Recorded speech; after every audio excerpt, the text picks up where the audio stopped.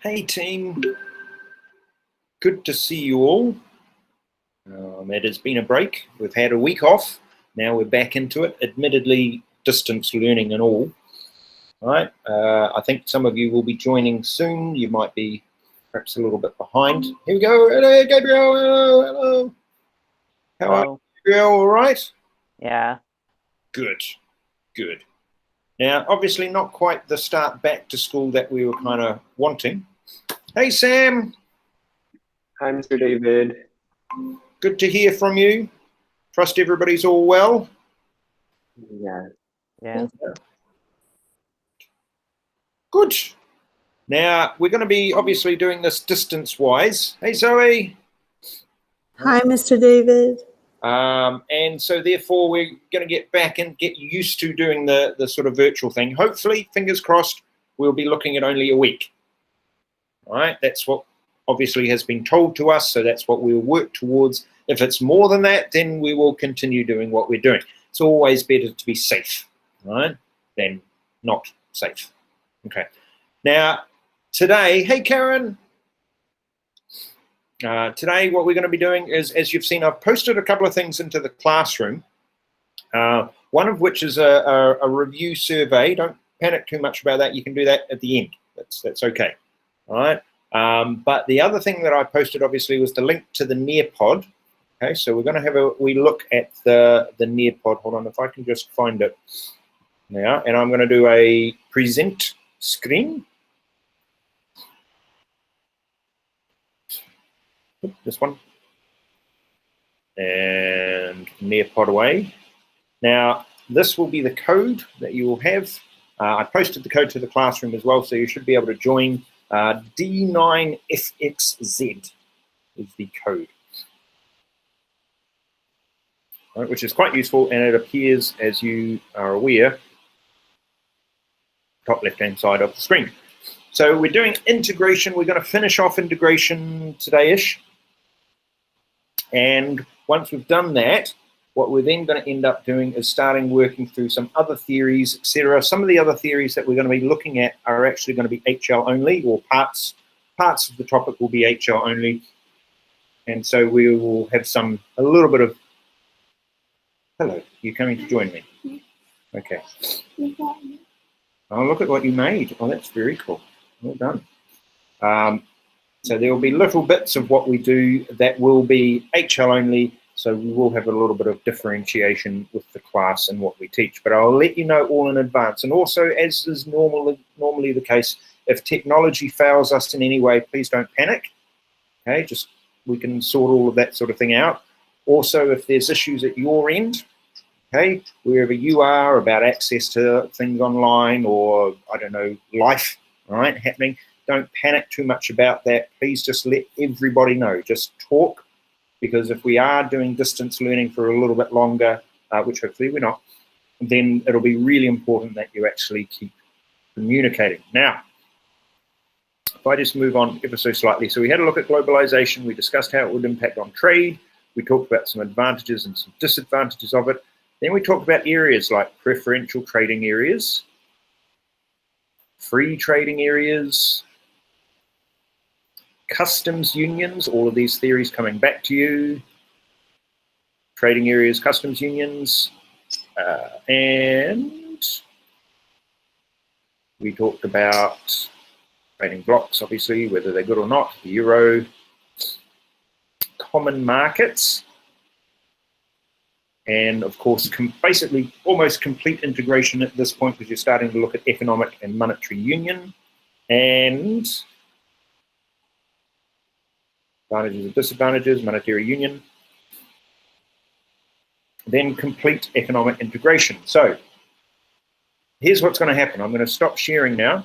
Ready, and go. And come back to see you. Where is my cursor gone? Come on. Come on. Here we go.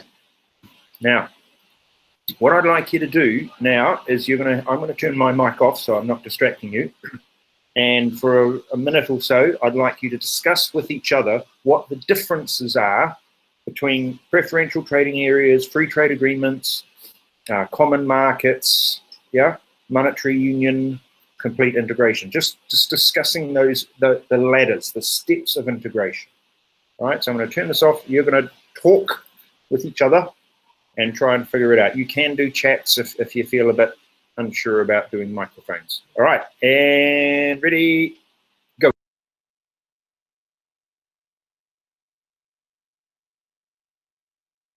So, hello. Hello. What do you guys think?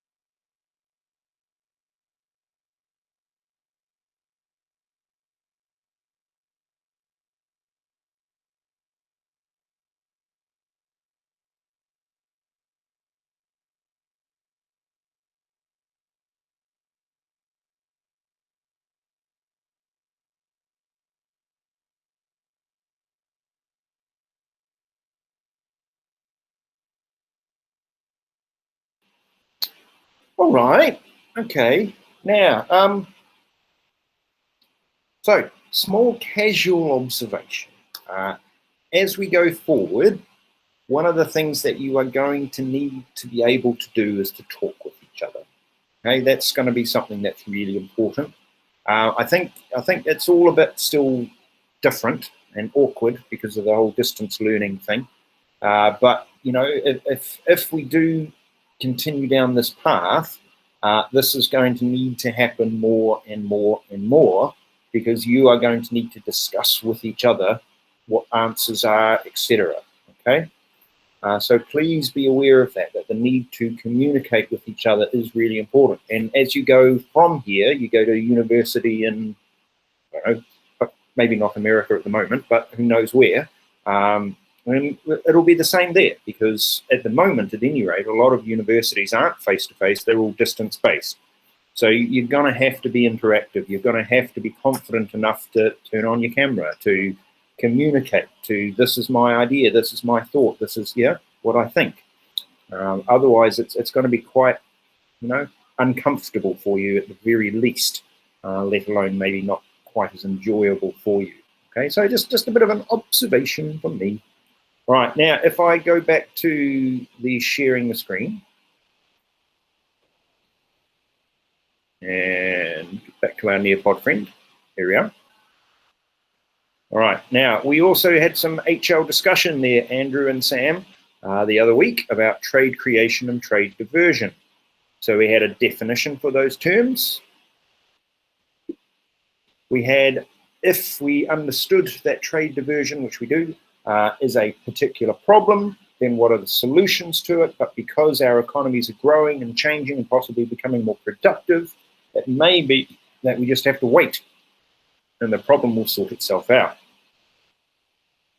So that's more evaluating. So that's more along the lines of perhaps a 6 to 8 mark answer on year one specific bullet point, admittedly, within your syllabus, but it is there. So the chance of it being asked, is something. Okay? As a team, you had a look at different trading blocks that there were around the world, and one of the things I mentioned to you is that, some of them have changed names. So we've obviously got the USMCA sort of idea there now. Some have grown and changed and developed in importance. So the African Union is a lot more big and powerful than it was. But there are ones here that as said, you when we were in class, you wouldn't necessarily know or have ever heard of the South Asian Preferential Trade Area, for example. Ones that aren't mentioned, ones like CER between New Zealand and Australia, but ones that I suggested to you would be really good to have a good understanding of is ones like APEC, which are huge because it's all of Asia Pacific, which actually at the moment, at any rate, includes America. So that's a lot of people. The EU is obviously undergoing some changes at the moment. The African Union, as said, was growing. So, and we don't know what's going to happen with ASEAN, but still something that's well worth knowing about. Because any one of them could turn up to be a case study. Ones that are sort of down the sort of southern hemisphere way, so you've got Union of South American Nations and the African Union, etc. Those ones, there's going to be also a link with the economic development topic, but you don't need to necessarily worry about that as well.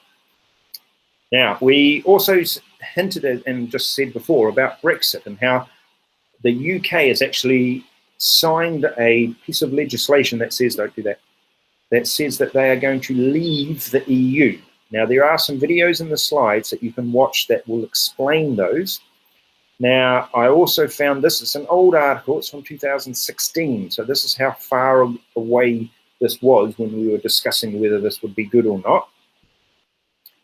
And here, these are the steps, right, that the UK went through to actually leave. So that gives you a little bit of background there, all right, and the voting idea. Now, what I've done is just to explain this to you, I included a video because what I was going to do was to go through this in class with you, and it's got, if I do it,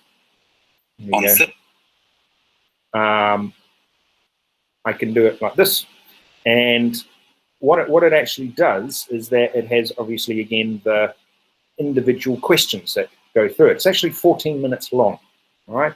Now, I could show it to you, controlling your screens and pushing it straight to you, or the way I've done it now is I've actually just pushed the actual slide, the actual video straight to your devices. So you have then control over the start and stop of it.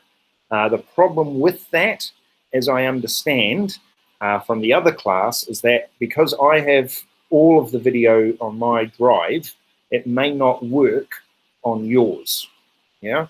So it might be, I'm gonna have a look up on YouTube and try and find the link to this actual video, and I'll then post the video to you, because what I'm wanting you to do, so you've got that at any rate, what I'm wanting you to do is this. I'm wanting you to come up with arguments for and arguments against Brexit. Why are they doing it? What is the possible reasons for?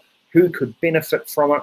who might lose from it. So the impacts on the stakeholders. So if I stop that for a second and jump back to here. Now I've got a wee doc that I think I posted. Let me check, not that one. Not that one, that's IG. No, not that one.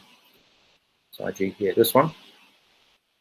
All right, and so I will repost this if it's not there. I think I posted it this morning, at any rate. So it should be there. It should have arrived to you, and it's the application skill on the impact of Brexit. So a few years ago, the go-to question for examiners with regards to the EU in particular and economic integration was Turkey, who had been applying for years to become a full-fledged member of the EU, and whether it was good or not, whether that was the right approach for them. Right? What are the advantages? What are the disadvantages? What's the impact on the stakeholders? So the consumers, the producers, the government, etc. Okay? So that was very much the go-to question back then. Now, because we're in this Brexit period, the go-to question seems to be almost a reverse of integration. It seems to be a separating of the EU, separating away from the EU. So the question then becomes not what happens or why should I become more integrated, it's why should I become less integrated. That's what we're now thinking. Will be very much a go-to question for examiners going forward. So this is the practice for that. This is the application skill. You know what economic integration is. This is something that could probably take you 10 to 15 minutes max. That's all I would suggest, because you are looking at most at about an 8-mark question. And it is, again, it's those ones that are individual bullet points that kind of fill into your syllabus. And because we don't know the exact case study that could be brought up, we're going to take a guess that Brexit, because it's such a big thing, will be one of those particular case studies that could be discussed. Now, what I would like you to do is to have a go at this. I have posted it to the classroom. Let me know if it doesn't appear. So if you're able to watch the video, cool, watch it. There's questions, it stops and starts questions. You can answer those. If the video doesn't work, I will attempt, let me know. I will attempt to find it on YouTube and post it into the classroom. I'll probably do that anyway. And then have a go at this. But as said, that video is only about 13 minutes. This one, 10 to 15 minutes max, and that's it. And I want you to stop at that point. All right, does that make sense to everybody? Everybody okay with that? I said all of that, and I don't think I shared the screen of the actual doc. Do you know what I'm talking about?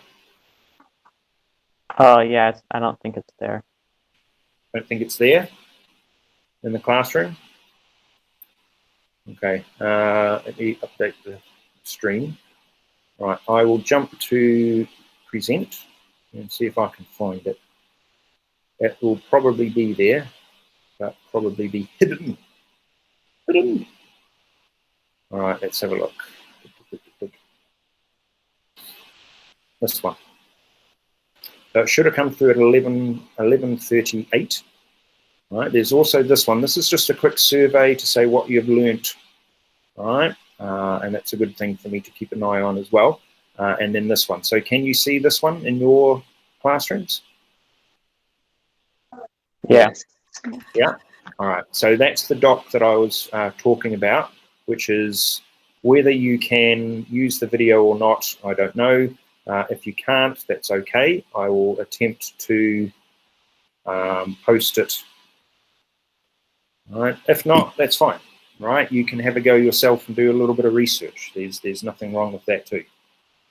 There were the other Brexit videos that were in the slides. You've got access to those that you can use. If I can't find that specific one, those other ones will be fine. All right, you all right with all of that? And after that, brain break, please, have a rest, okay? You've got a full week at least this week of distance learning, which is a lot of FaceTime on the computers. So do be aware of all of that and give yourself some mental downtime as well. Okay? All right? And if you have any questions, send me an email. All right? Otherwise, as we'd say in the land of my birth, he kōnera, which means goodbye for now. Mr. David, I don't have the video. Okay, that's fine. What I'm going to do is I will look it up on YouTube, and then I will post a link to it. If not, you can go to the slides, which you've got access to through the Google site, and you will find the videos in there. Okay, thank you. Thank you. See you. Thank you, Yeah. Mr. Thanks, Mr. David. David. Thank you. Thank you, Mr. Bye. David. you. Bye. Bye. Thank you.